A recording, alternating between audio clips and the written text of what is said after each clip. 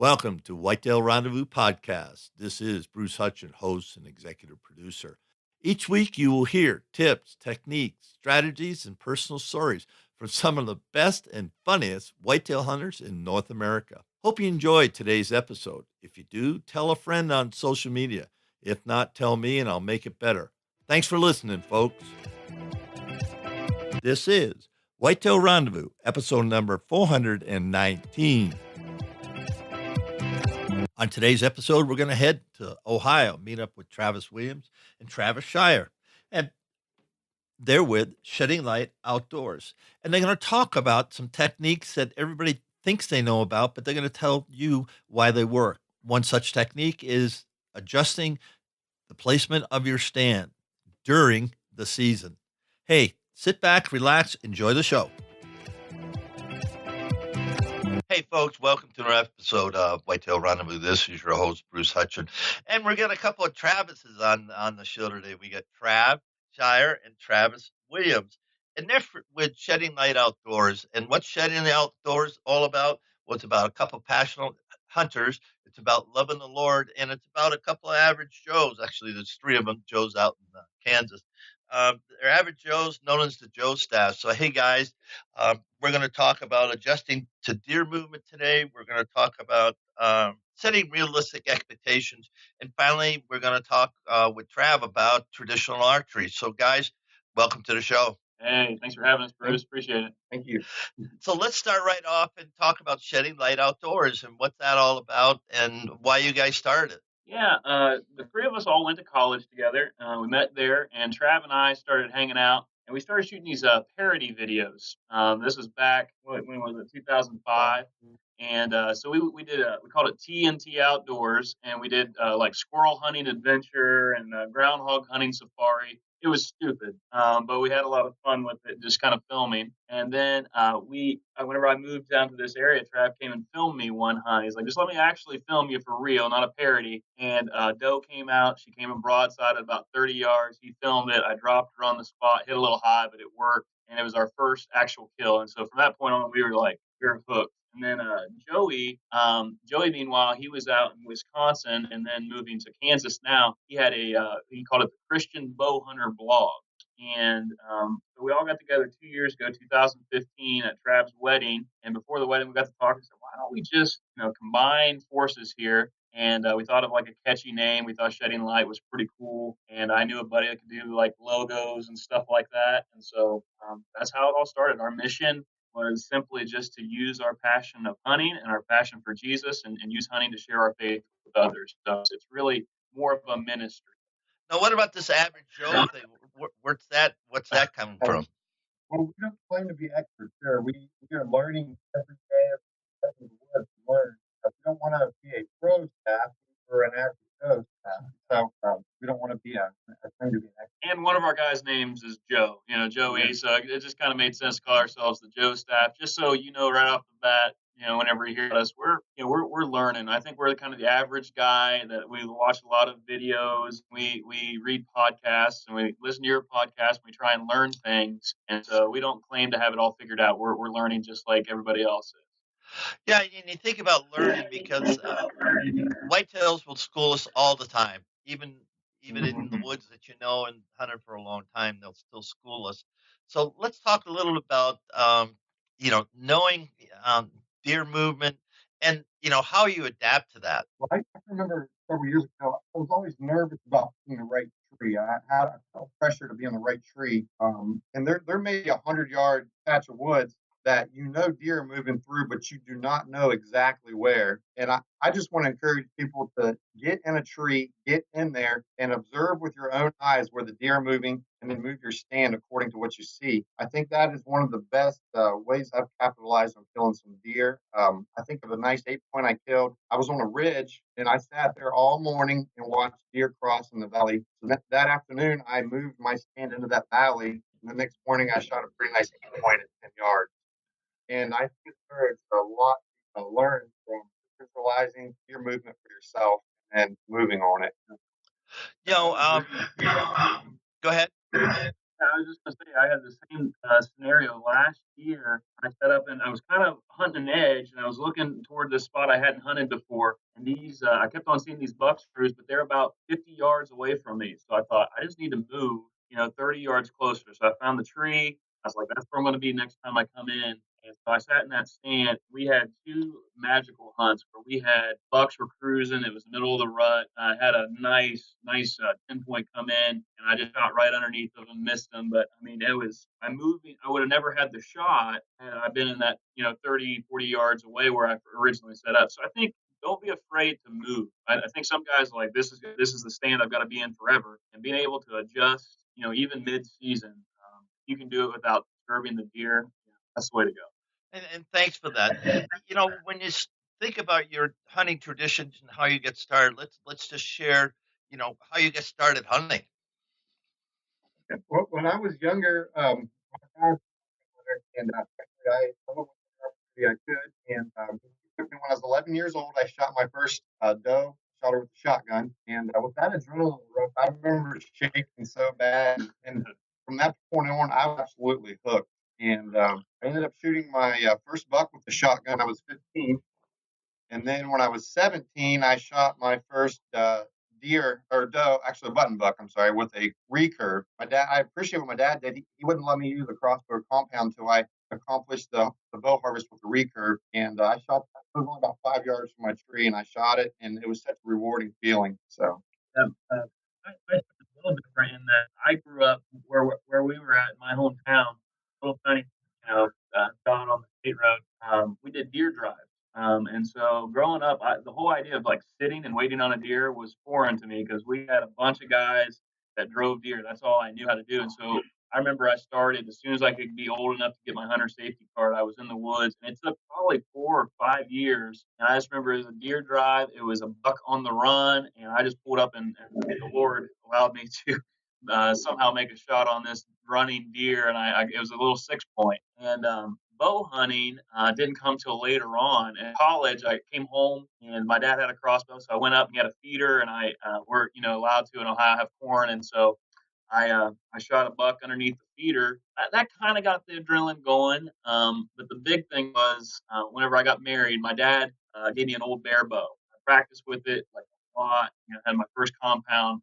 I went down to my wife's grandparents' house, and I'll never forget this doe came in. She stood broadside. I made a good shot on her, and that was it. That hooked me. And so that was 2009. For the last 8 years, I've been really learning how to do compound. I still hunt guns, still do muzzleloader, but primarily using the compound. What are some of the lessons learned that you guys had from your parents, from your dads, about hunting that stayed with you today? So, guys, share with me what is going on as far as lessons learned that you've taken forward from your parents or from other, uncles or other friends. Yeah. Well, I think I had work. I remember it seemed like there's never a tree too trying to put a stand in. He was if we found a tree in the right spot, he would make it work. And he'd get a tree and a stand in that tree. And I think I appreciate that. He put a lot of time in hunting when I was younger, and I realized that in order to be successful, you have to spend the time in the woods. I think he also told me that it doesn't come easy, and you can't set your expectations for it to come easy, or it will disappoint you. So those are some things I learned from my father. But I think with my dad, it's the camaraderie of a hunt. There's something fun about going off by yourself and hunting, but my dad always was. Went to the deer drives, and he would just joke and laugh. And then in the evenings, we'd get together with some guys after we had cut up deer, and we'd play cards and we'd laugh. I learned from my dad some hunting tips and things like that. But the main thing is, man, there's just something special about being able to go into the woods with somebody and just laugh, smile, and enjoy the experience. So Trav and I, that's a lot of times we like to film each other, but really we just like to laugh, joke, and just enjoy. He shot a doe last year, kind of hit her far back with his recurve. I drove up the next morning to be with him and just capture him. Whenever we found her, laying right where he thought she'd be was fantastic.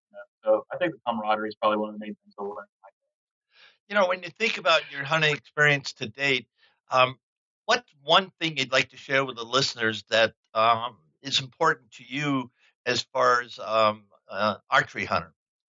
I think personally, I want to stress that realistic expectations is highly important. I feel like today we can get sucked into Facebook and social media and the professionals on TV, and especially for young hunters or folks just coming into hunting, and they think a 5-year-old buck or a big buck is the standard. That's what you got to go with to be a successful hunter. But I just want to stress that that's not how it works, because you want to cut your teeth on basically any legal animal helps you develop their skills to deal with under pressure, because there's a pressure that an emotional adrenaline that comes over you that's kind of hard to deal with when you first start hunting and experiencing that. And I think that you just want to kill a legal animal, and I think it's kind of like cutting your teeth. You don't want to start at the top. You want to start on soft food, and it really makes you appreciate it. Then when you eventually do get to the bigger animals, I think that that's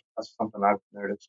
I'd be along the same lines. I think make sure you practice, make sure you're ready, and you read and you learn as much as you can coming into hunting. But I would say for your listeners, for me, with the compound, I think like you got to go in. It's one thing, obviously, to put your practice in, but also to know what type of animal you're going after, and also know what kind of animal is in your woods. The longest time, I had like really high expectations. I'd see these guys on Facebook posting like these giant 170-inch deer. Well, that's great if you have a 170-inch deer in your woods, but if all you have, the highest thing that you got is a 130, 140, you're going to eat a lot of tag soup every year. So we each kind of in our group, Joey, out in Kansas, he has. What did you say about the? Oh yeah, out in Kansas, around here, I think deer come out with spots, but out there they come out with 160-inch antlers. I think they're born booming out there. I don't know. Joey, he's got some giants on his camera, and he's still taking some Joey, he's supposed to last year, he kind of had a tough year. He was hard to play that. And this year, he's like, he's gaining confidence. So his goal this year is to regain confidence. My goal this year, I killed some 8 points and some smaller bucks. I want to kill a mature buck that I'm happy to put on my wall. I've killed enough of like the smaller ones that I'm like, I want to hold out and I want to know that whenever he comes in, it's going to make me stand. Last year, I had that deer come in, and I was sitting there thinking about it, and I was thinking about it and looking at him and zooming in with my camera on his horns. I'm like, don't shoot him. If he doesn't make you stand up, don't shoot. And then Trav, has a little bit different standards than me, and that's okay. I can't stand the face tag. I like to throw my tag. Honestly, I like 110 inches kind of my standard, and I think I grew up playing some pressure land, and I just realized it's tough. It's tough to kill a big deer every year, and so I really appreciate even 110-inch deer. Is kind of where my standard is now. But with the recurve, I'm actually hunting with the recurve now, and I've so far killed three deer with the recurve, no bucks. This year, I want to kill a buck with the recurve, and if it's a spike, by all means, I'm going to try to slip an arrow in it, because I want to get that experience. And there's just a predator instinct when you put tension on that string and you make a good shot. That feeling just totally fulfills me and just gives me a good feeling. So. I'm hoping it's like a pinpoint instead of a spike, but we'll still love each other no matter what he shoots. So it's all good. It's all good. Like I tell people about elk hunting, they say, "Well, what about elk hunting in the West?" Blah blah blah. I said, "Any elk is a good elk. I don't care if it's a cow, Yeah. it's a if it's got to be legal, okay." But Right. Other than Last year was that, my first elk hunt. oh, where'd you go? Went to southern Pagosa Springs, Colorado. It was fantastic. Didn't kill anything. I was looking. What's that? That's Oh, steep yeah. country. Oh my goodness. Yeah, it was. This Ohio boy was not ready. I live in the hills of Ohio, southern Ohio, but there was no getting prepared for the wind, the air and all that. But no, it was fantastic. But yeah, I'm with you. I think I would have shot anything legal that came in front of my scope, but that opportunity never presented itself. Yeah, did you go with a guide or outfitter? No, I went just DIY. I went with some cousins who had been out to this area before, and had a lot of fun. And I was on some elk at one point, but it was just second season rifle. It was really hot, and so the elk weren't coming down, so you really had to go up and just learn. I would do a lot of things differently. I probably would go. I'd like to do a drop camp next time. I still like the idea of DIY, having a guide. Guides are cool, but I just can't bring myself. I just like that idea of trying to figure it out and learn and eat a lot of tag soup that way, I'm sure. But it was exciting. We'll go back again, I'm sure. Well, yeah, you'll have to off recording, we'll have to talk a little bit because I've lived out here a long time. So maybe I can give you a couple pointers. That's for sure. I'll take anything you give. So let's go back. Let's go back, Travis, and talk about hunting mature deer, because if you killed a lot of small deer, similar stands, similar areas, what are you going to change up? Because if you haven't already seen mature deer, you aren't in the right place. Well, for me, I've made a lot of rookie mistakes going in. So I've shot myself in the foot. I did not play the wind as much as I should have. A thing that we learned, and we should have learned this long ago, but Ohio, you can use corn bait pile, and so one of the things we'd do is we'd put out the corn, and then we'd set our stand, maybe 20 yards. But we never thought about how a mature buck would access that point. He's going to come in downwind. And so we always wonder, why is he all these does and these spikes will come in, they'll come straight in. They don't even think about, danger, but a mature buck is alive for a reason. And so for a couple of years, I think I shot myself in the foot. I would also I would grunt, I would blind grunt, or I'd blind rattle, and do all these things that I saw on TV because I thought that's what you're supposed to do, never thinking of the approach of that buck. He's going to come in, and if downwind is, I don't have a clear shot, or it's thick, or, he's going to win me. So one thing is thinking about his approach. Number two, for me, is also caring about my scent. I've recently gotten more serious about it. Using the right stuff, putting the laundry detergent scent free, and then I got a crusher bag and all that stuff. But the third thing I think is, like we said before, thinking about those bucks know a lot of times where we're at. So changing the location and going into areas, pockets, trying to find those pockets where a mature buck is comfortable. And like last year, that was it for me. I found the spot that was going to be the best spot. And I mean, I saw deer after deer there. And then wouldn't you know it, the next door neighbor, he put in an 8-foot fence all the way around. These three guys put in a high fence all the way around their property. So that just changed for me. But so this year, my goal is just take inventory and try and see, dive into some spots I haven't been before. Let's talk about that 8-foot fence. Yeah. So did they go high fencing? So they're paying people? Yeah. No, these guys. Well, yeah. What? No, they are. These are three guys that for themselves. They are not.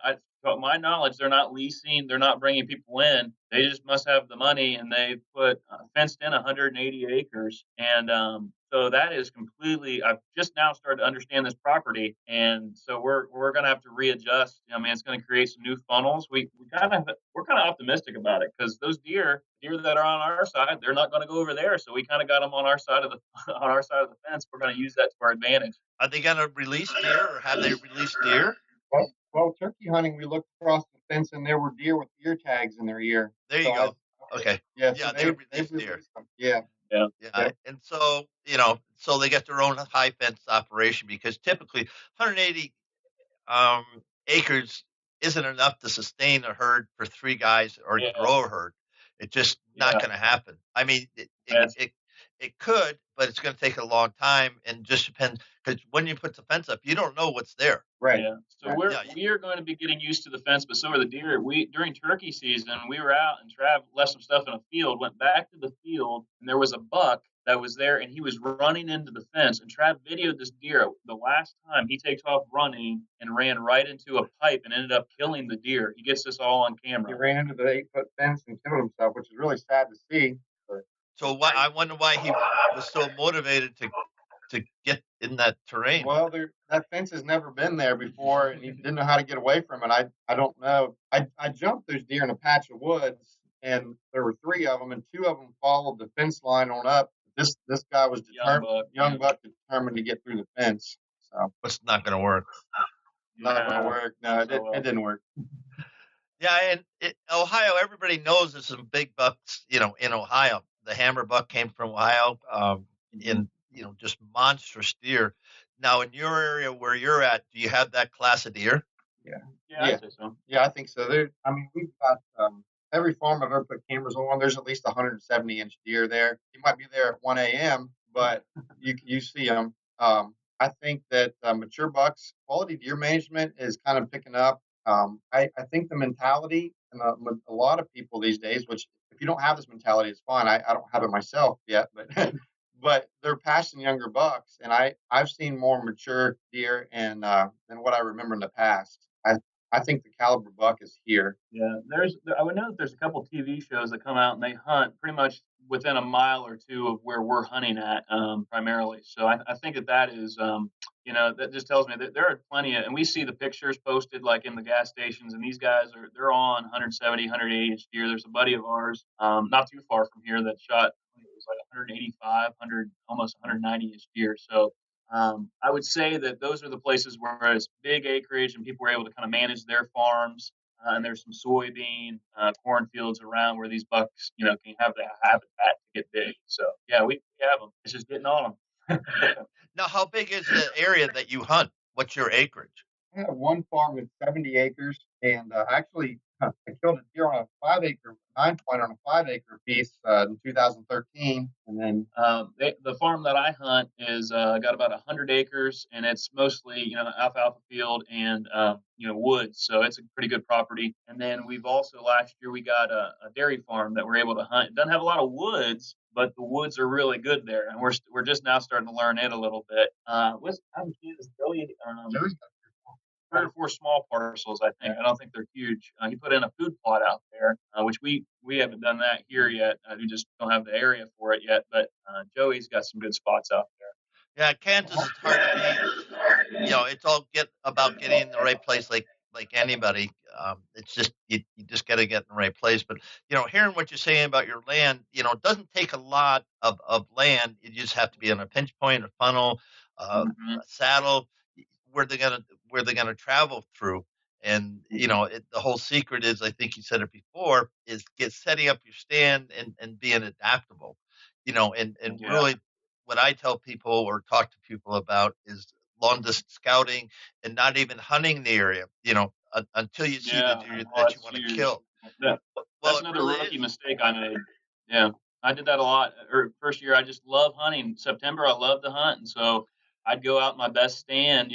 We have probably 7 or 8 stands on that 100-acre property. I would go out to the best one, the pinch point, and I would sit in it, and I'd sit in it, and I'd sit in it. And he was always telling me, "I don't know that you should do that." And so last year, I stayed out a good bit, and that's whenever I had that real nice 10-point. I'll call him Tight Rack 10. Came in right down the path. I had a shot at him, but I decided to let him go last year because I think this year I had an encounter with him just the other day, and he's a bigger deer, more mature. So yeah, I think not blowing your stands early on, waiting for the right time, right conditions. That's important. Yeah, and the way to do is just you get in there with your truck and cover as much area, or you set up scouting stands, not in the optimum Yeah. place, but where you can just check them. That goes back to adjust your stand, because really, if you think about it, would you hunt all season for one shot at a mature deer? Forget the points, just the mature deer Yeah. that gets your heart going. Would you do that? And if you had one set, knowing that, okay, this year this is how I'm going to do it. As soon as I can pattern this deer, I'm going to go in and I might sit that stand one day or day and a half, because these big bucks know that you're there. Mhm. I mean, and that's Yeah. why if you want to talk to lots and lots of people, as I have on the show, is they say, the first 2 or 3 sits are the best time to shoot a deer out of your stand, period. Yeah. And I'm guilty of it. I'm guilty of, like everybody else. I've got favorite stands that killed a lot of deer out of, and I just hammer that stand when I shouldn't. It's important to have a couple extra properties too. For us, we have a couple spots like that dairy farm. We were able to hunt it. Like it kind of scratches the itch a little bit in early season. Not that you can't get an early season kill, but it keeps you out of. We actually have another spot that we're able to hunt this year that's adjacent to the 100 acres. Just got permission to hunt it. It's about 40 acres, and I don't think it's going to mess with stuff. So you have a couple of those places where you can go in early season, pre-rut, before they're really moving a lot, and you don't mess everything up too. There's a particular place on that 70 acres. It's a patch of woods, kind of isolated by a pond. But anyhow, we've killed. I have another friend. We've killed in the last, I think, 6 years, 420-inch or better bucks there. And there's these big scrapes in there, and you can put a camera there October 1st, and you will not see a deer at that scrape until October 29th, probably. And we've hunted that area in October, not seen a buck. And you go in there in November, and it's just crawling with bucks. So I think hunting a property multiple years really helps you learn it. And I think we've got to the point now we don't even go in that area until the calendar says November. And saves us a lot of time that we don't have to be in there and not see anything. That makes sense to me. Now let's talk about, traditional archery. You'd said that, you feel like a predator. Let's talk about how you started off. Your dad had you shoot your first deer with a recurve, then you went to a compound and such.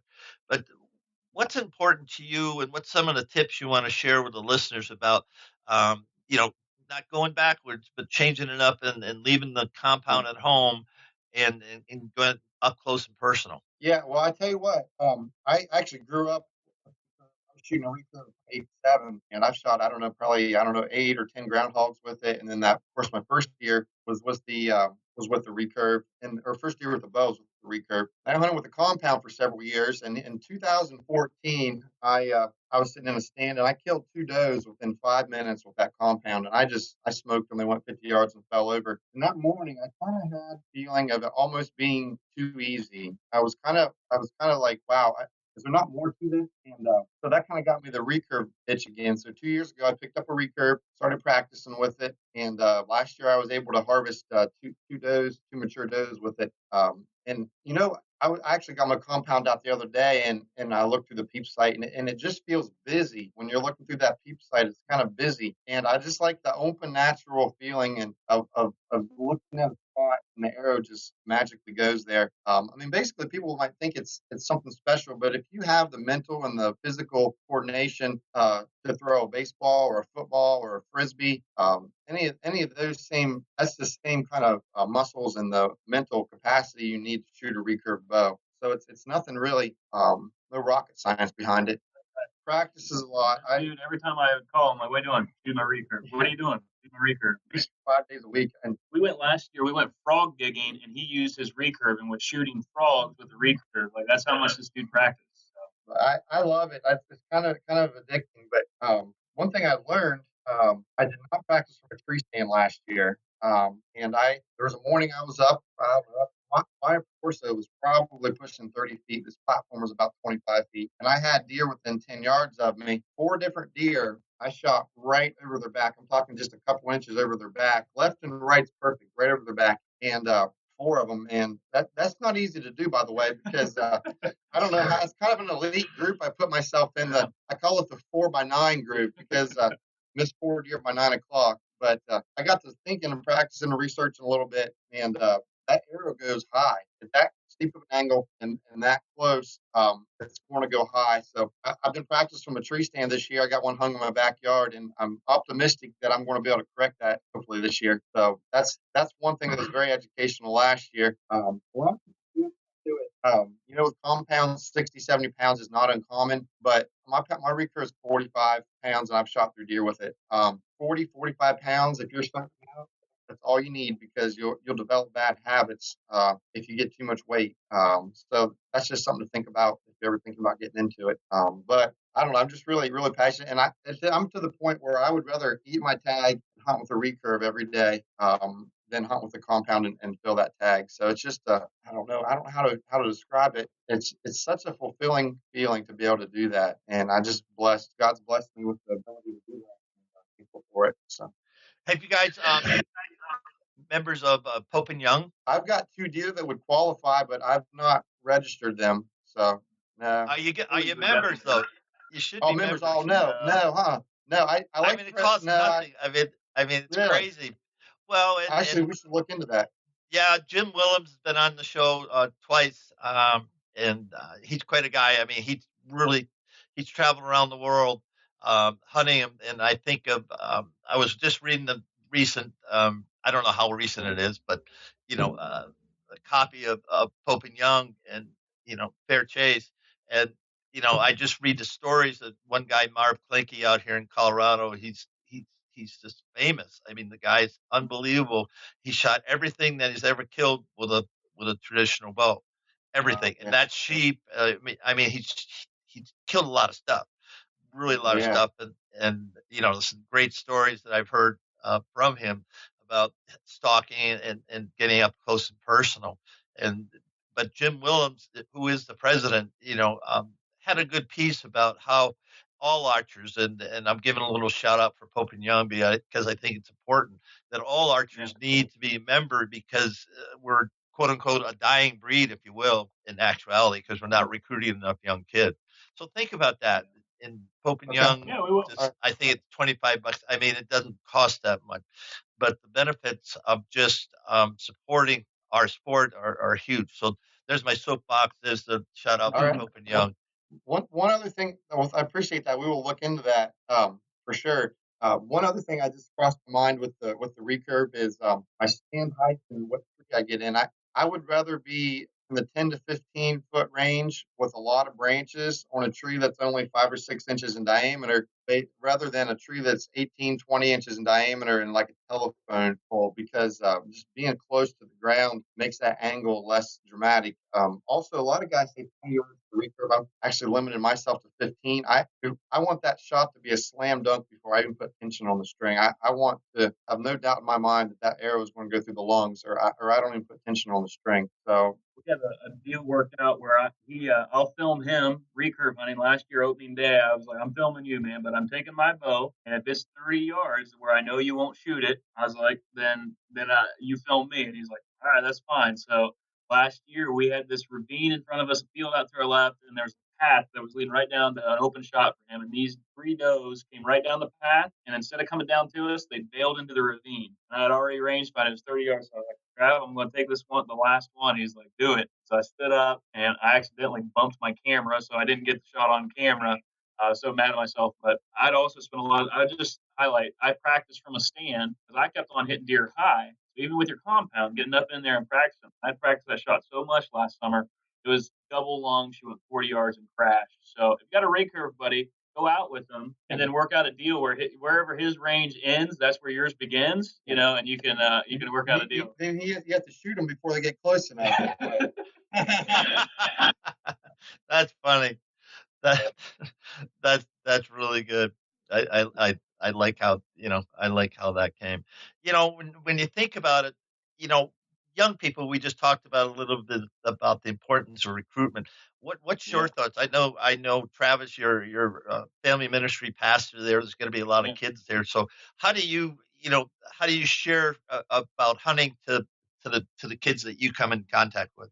Get them into the woods if they have any interest at all. I just one of the students that was kind of coming. He was coming back to church some. His parents weren't there initially. He started coming back, and I said, "Hey, you like to hunt?" He's like, "Yeah." So I took him back home with me to the deer drive, and he killed a buck and he killed a doe, during the deer drive thing. So that was getting him in, and then he and I we started bow hunting the next year. And so I think just taking kids, like, you've got to be self.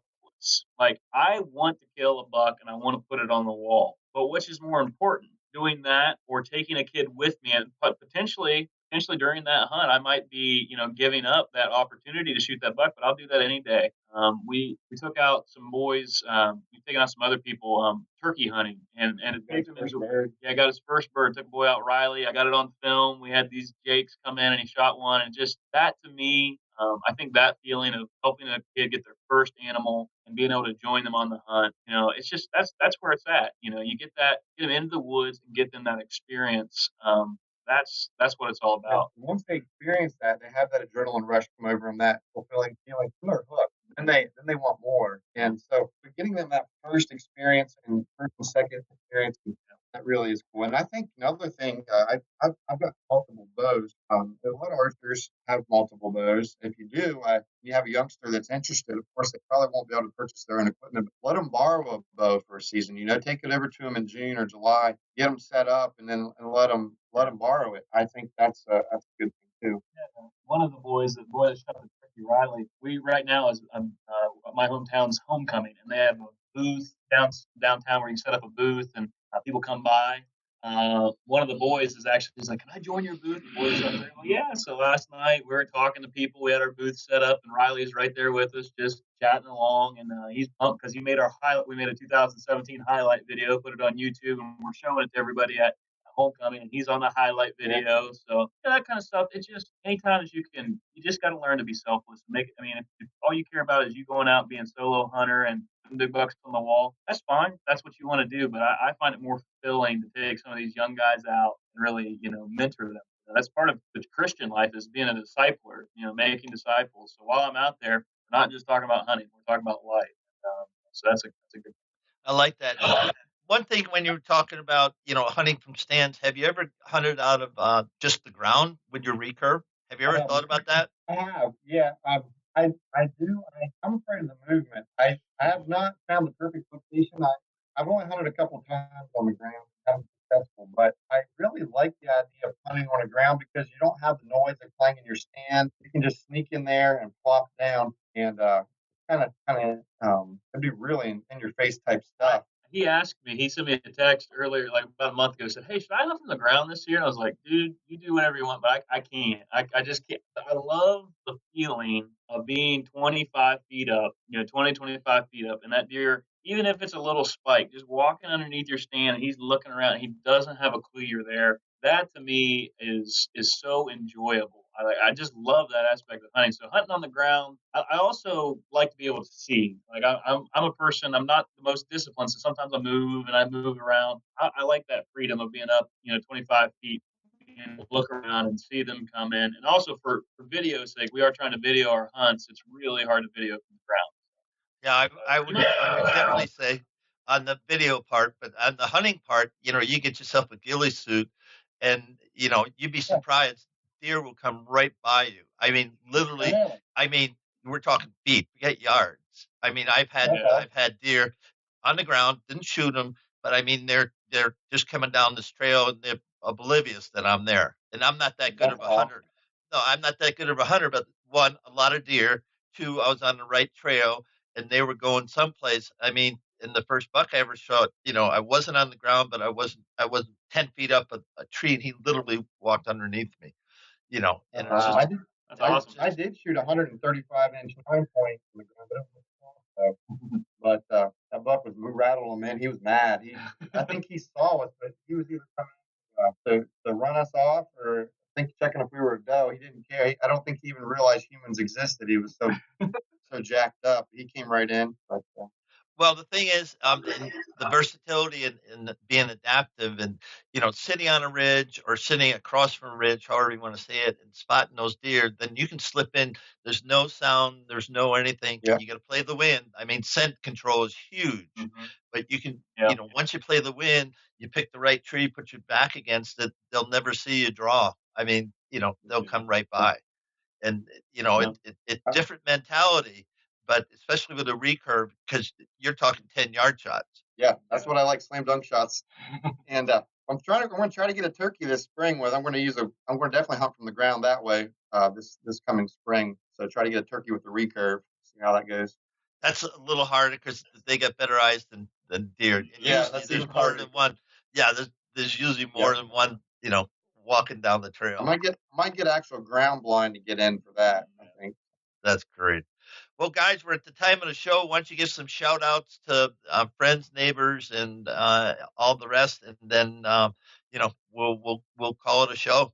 All right. Well, we just want to thank everybody that supports us, and as many of you guys know that do support us, we are selling some T-shirts to help our ministry. So whenever we go to homecoming, it's like $100 to set up a booth and get shirts and things like that. So if you go to sheddinglightot.com or go to our Facebook page or Instagram, you can find a link to support us. And we got all different kinds of collars, green, blue, and all that with our logo on it. We got hats. Yeah. So we just got some hats that we're selling for $20. So that's our little plug there. But really, we appreciate the people that support. We really want this. We don't care if we ever make it on TV. That's not our goal. Our goal, we call it shedding the light. We want to shed the light of the gospel and tell people, hey, hunting is awesome, but your relationship with the Lord, that's it. If you don't have that, you can kill the biggest buck of your life, 200-inch buck, have them on the wall. But at the end of your life, whenever you pass away, where are you headed? Do you know where you're going? Do you know what the point of your life is? And so we just like to encourage people and tell them, hey, it's awesome to be in the woods and love that, but it's better to have that relationship with the Lord, and that's what we want to encourage people to do. Yeah, we have, like say on Facebook, is it Shedding Light Outdoors? Yeah, I think it's Shedding Light Out. Just look up Shedding Light Outdoors. I think we're the only one. How about on Instagram? Yeah, Instagram, about there too, Shedding Light Outdoors. Yeah. Okay. Yeah. Shedding Light Outdoors or Shedding Light OD. Either one of those will help you find us. All right. So we're on YouTube as well. YouTube Shedding Light Outdoors. Yep. All right. Well, on behalf of Whitetail Rendezvous, this has been really fun and sitting and chit chatting with you guys, and we shared some big buck nuggets, as I say, and tips and techniques, and found out a little bit more about shedding light outdoors. So thanks, guys, for being on the show. And Thank thanks, you. Bruce. Appreciate it. Hey, up next, we're heading to central Nebraska, and we're going to connect with Jason Obermiller. Now, Jason is a teacher. In fact, he's got a master's in biology. But more important than that, he loved chasing whitetails. And he and a partner, Eric, started a company called Rockies. Now, Rockies is an attractant and minerals all in one bag. And Jason is going to talk about the importance of feeding deer, supplementing deer during the prime growing season. And it might surprise you when that growing season is for bucks. It might not be what you think. And so stay tuned, enjoy the show. And Jason at Rockies has got a great story to tell.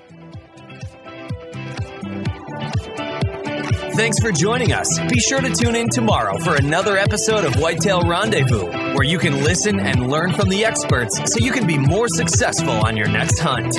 Until next time, listen, learn, and succeed.